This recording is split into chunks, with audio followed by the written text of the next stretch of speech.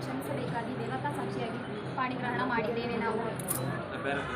ಅಯ್ಯ ಸಭಿಕರೇ, ನಾನು ಹೇಳುವ ಮಾತುಗಳನ್ನು ನೀವುಗಳು ಹೇಳಿಕೊಂಡು ತಪ್ಪುಗಳಿದ್ದರೆ ಮನ್ನಿಸಿ. ಭಾಗ್ಯ ಸಂಪನ್ನರಾಗಿ ನಿಬ್ಬಣಾಡಿ ಬಂದಿದ್ದೀರಿ. ನೀವು ಯಾವ ಊರು, ಯಾವ ನಾಡು, ಯಾರ ಮನೆಯವರು?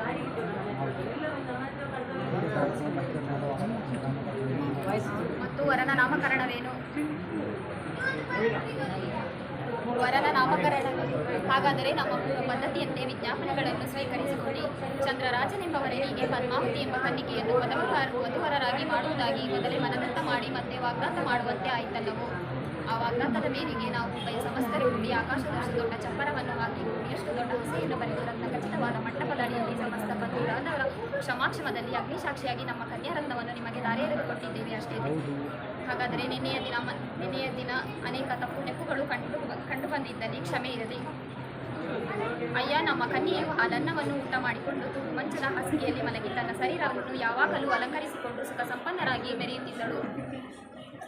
ಆದರೆ ಇಂಥ ಸಮಯದಲ್ಲಿ ಋಷ್ಯಾಶ್ರಮದಲ್ಲಿ ಶ್ರೀರಾಮನ ಹಾಗೆ ದಿವ್ಯ ಶಾಸ್ತ್ರಗಳನ್ನು ಬರೆದ ನಿಮ್ಮ ಮುದ್ದು ಬಾಲಕನಿಗೆ ನಮ್ಮ ಕನ್ನಿಕೆಯನ್ನು ಕೊಡಬೇಕೆಂದು ನೀವು ಉಭಯ ಕಡೆಯವರು ಕೂಡಿ ನಿಬ್ಬಣಾಡಿ ಬಂದಿದ್ದೀರಿ. ಹಾಗಾದರೆ ನಾವು ನಮ್ಮ ಕನ್ಯೆಯನ್ನು ನಿಮ್ಮ ವರನಿಗೆ ಕೊಡಲು 12 ಕಂಬದ ಸೀತಾವಳಿ ಚಪ್ಪರದ ಅಡಿಯಲ್ಲಿ ಬಣ್ಣದ ಹಸೆಚಾಪೆಯನ್ನು ಹಾಸಿ ಸಣ್ಣಕ್ಕಿ ತುಂಬಿದ ತಟ್ಟೆಯಲ್ಲಿ ನಂದಾದೇವಿಗೆಯನ್ನು ಇಟ್ಟು ಜಾತಕ ಗಣಕೂಟ ಮುಹೂರ್ತವನ್ನು ನೋಡಿದಲ್ಲಿ ನಮ್ಮ ಗಂಡಿಗೂ ನಿಮ್ಮ ಹೆಣ್ಣಿಗೂ ಸುಖ ಸಂಪನ್ನರಾಗಿ ಬಾಳುವ ಯೋಗವಿದ್ದರಿಂದ ನಿಮ್ಮ ಭವನದಿಂದ ನಮ್ಮ ಭವನಕ್ಕೆ ನಿಬ್ಬಣಾಡಿ ಬಂದಿದ್ದೀರಿ ತಾನೆ.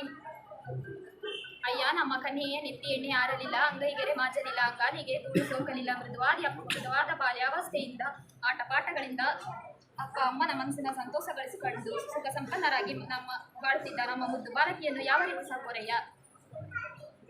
ಹಾಗಾದರೆ ನಮ್ಮ ಮುದ್ದು ಬಾಲಕಿಯನ್ನು ನಿಮ್ಮ ಸ್ವಾಧೀನಕ್ಕೆ ವಹಿಸಿಕೊಡುತ್ತಿದ್ದೇವೆ. ಹೀಗೆ ವಹಿಸಿಕೊಡುವಾಗ ಉಡಲು ಬಟ್ಟೆಯನ್ನು, ತೊಡಲು ಚಿನ್ನಾಭರಣವನ್ನು, ಕೈ ತೊಳೆಯಲು ಬೆಳ್ಳಿಯ ಬಟ್ಟಲನ್ನು, ಕರೆದು ಗೋವಿನ ಹಿಂಡನ್ನು ಹಾಕಿ ಮಲಗಲು ಯೋಗ್ಯವಾದ ರತ್ನ ಖಚಿತವಾದ ಮಂಚವನ್ನು ಬಳುವಳಿಯಾಗಿ ಕೊಟ್ಟಿರುತ್ತೇವೆ ನಾವು. ಹೀಗೆ ಬಳುವಳಿಯಾಗಿ ಕೊಟ್ಟಂತಹ ವಸ್ತುಗಳನ್ನು ಸಿದ್ಧಿ ಸೌಕರನಿಗೆ ಬಡ್ಡಿಗೆ ಬಿಟ್ಟು 1ಕ್ಕೆ 10, 10ಕ್ಕೆ 100, 100ಕ್ಕೆ 1000 ಗಟ್ಟಲೆ ಅಭಿವೃದ್ಧಿಪಡಿಸುವ ಮಹಾಶಯರು ಯಾರಯ್ಯ?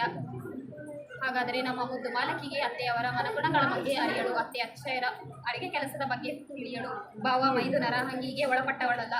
ಇಂಥ ನಮ್ಮ ಮುದ್ದು ಬಾಲಕಿಗೆ ಯಾವುದೇ ತರಹದ ತೊಂದರೆಗಳು ಆಗದಲ್ಲಿ ಯಾವ ರೀತಿ ನೋಡಿಕೊಳ್ಳುವೆರಯ್ಯ?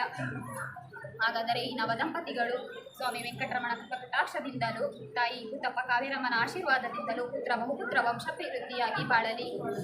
10 ಕುಟುಂಬ 18 ಗೋತ್ರ ಕೂಡಿದ ಕುಲಸ್ಥರ ಸಮಸ್ತ ಸಂಗಡ ಕೇಳಿ ಅಚ್ಯುತಾನಂದ ದಿವಿಗೆ ಮುಂದೆ ಹೋದವರನ್ನೊಂದು ದಿಬ್ಬಣಕ್ಕೆ ಸ್ವಾಧೀನಕ್ಕೆ ವಹಿಸಿಕೊಡುವಂತವೇ.